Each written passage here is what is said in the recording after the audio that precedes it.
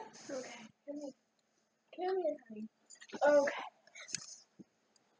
Hey guys, it's Mommy Kate at 17. Right now there's a bunch of clothes all over my ground because I'm trying to sell them.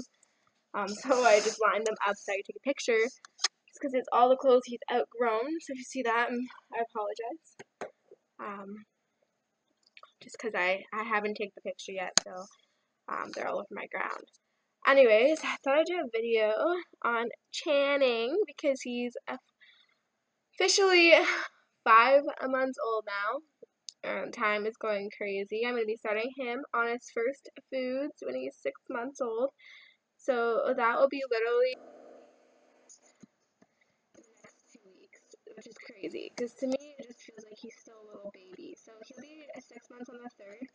So I'm actually going to start him on the 4th. So because he was born the 3rd in the morning, I'm going to start him the next day, because I don't think that's going to really make a difference. As you guys know, my daughter Ariana, I tried her on food at 6 months and she just wasn't ready for it. And you can tell when they're ready because they have a hard time swallowing if they're not ready, and like they just don't really feel for it. So she actually was 8 months when she started like solids, and she still didn't even have teeth, but until she was over a year. So she was a little bit different than the other kids. Riley was 5 months when he started his food just because he was ready for it. And it will be 6 months. Meadow was 6 months. So I think 6 months is the basic, is when you're supposed to start your baby. I know a lot of people start them at like 3 months and 4 months, and I honestly don't believe in that.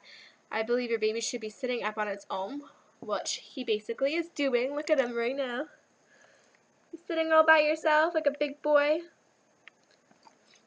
And I believe that they should have the motor skills to be able to grab things and to be able to push their head and go like this if they don't want it anymore, which he's able to do. So I feel that at 4 months or 3 months, they're not able to hold their head up properly, so they're not really able to tell you no, that they don't want it.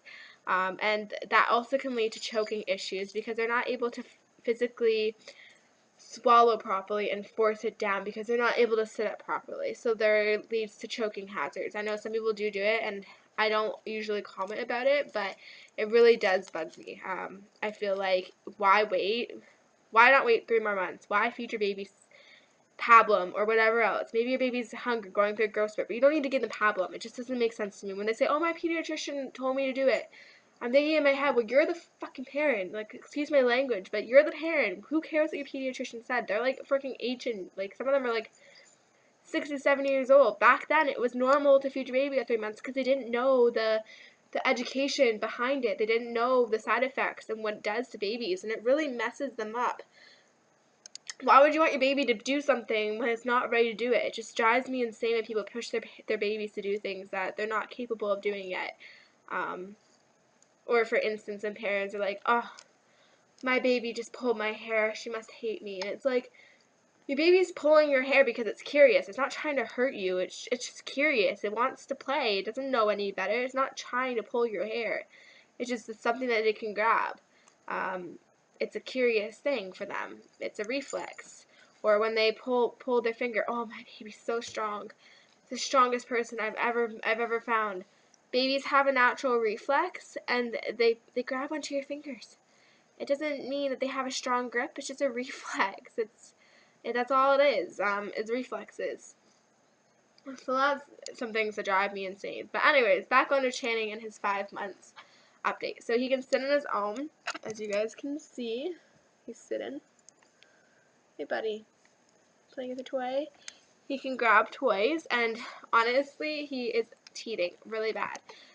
So we all actually had a gastro bug, and I figured he wouldn't get it because he was breastfeeding. I'm just going to put it on him for a bit so you guys can see it. So I figured he wouldn't get it because he is breastfeeding.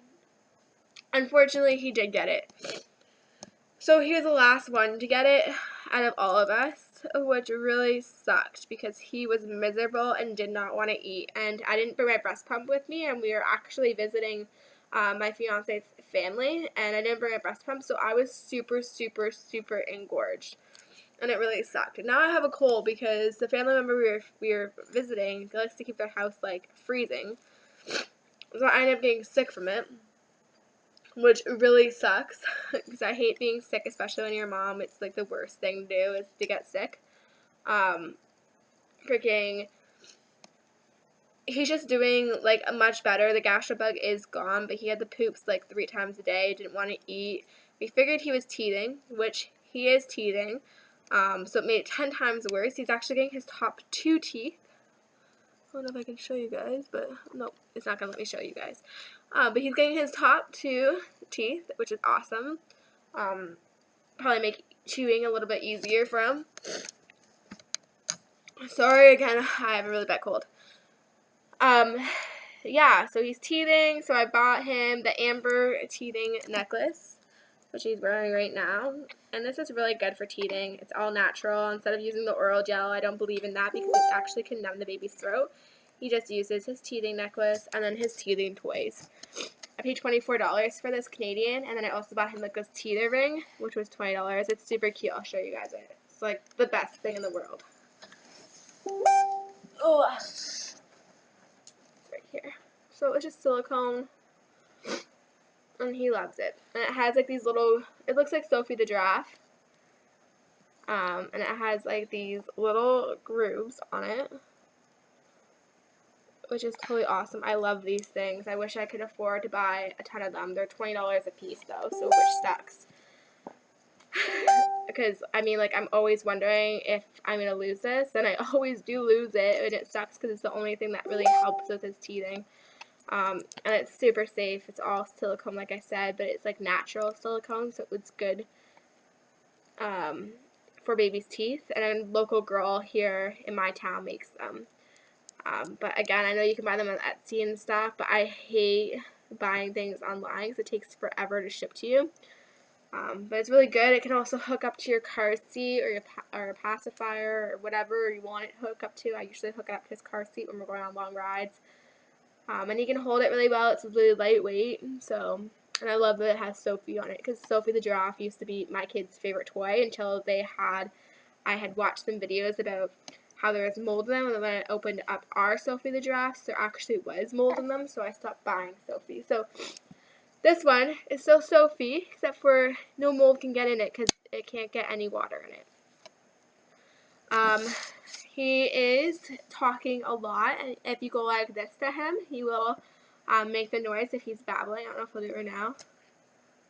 Can you do it? No, of course not. Freaking cat.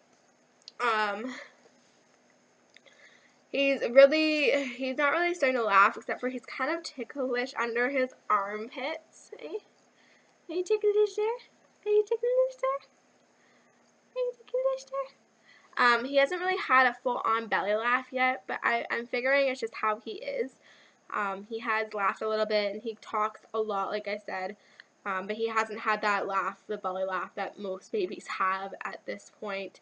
But I'm not really worried about it because he is cooing and making noise and laughing, just not full-on belly laugh.